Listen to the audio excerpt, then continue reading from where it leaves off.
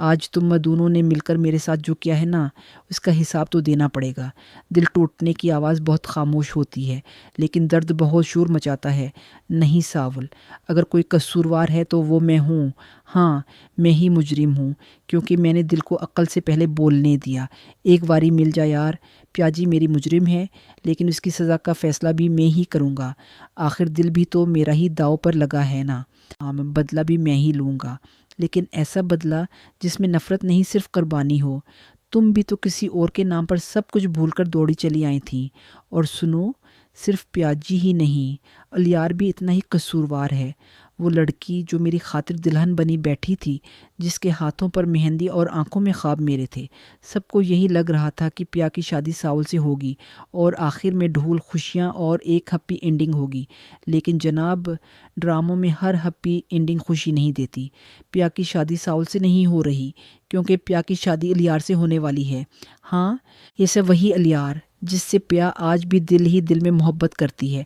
जब सावल ने प्या से पूछा था कि क्या तुम मुझसे शादी करना चाहती हो, तो प्या खामोश रही, और इस बेवकूफ़ सावल ने इस खामोशी को हाँ समझ लिया और खुशी में ऐसे मुस्कुराया जैसे लॉटरी निकल आई हो। लेकिन फिर जब उसने प्या को रोते देखा तो उसकी खुशी मोबाइल की बैटरी की तरह अचानक डाउन हो गई।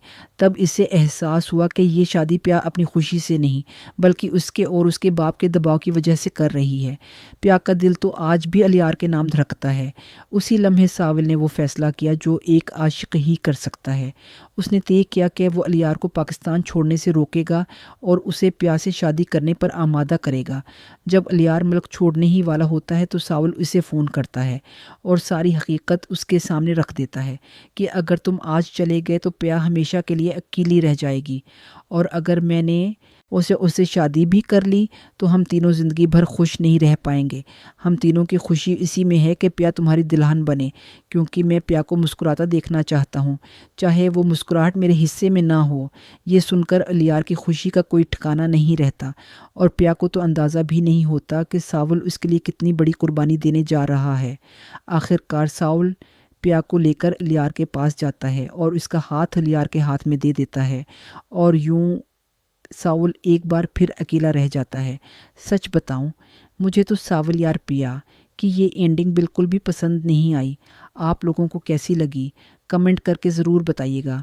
मैं और बहुत से फैंस यही चाहते थे कि प्या की शादी सावल से हो, लेकिन ये एंडिंग तो दिल तोड़ने में पूरी फिल्म बन गई।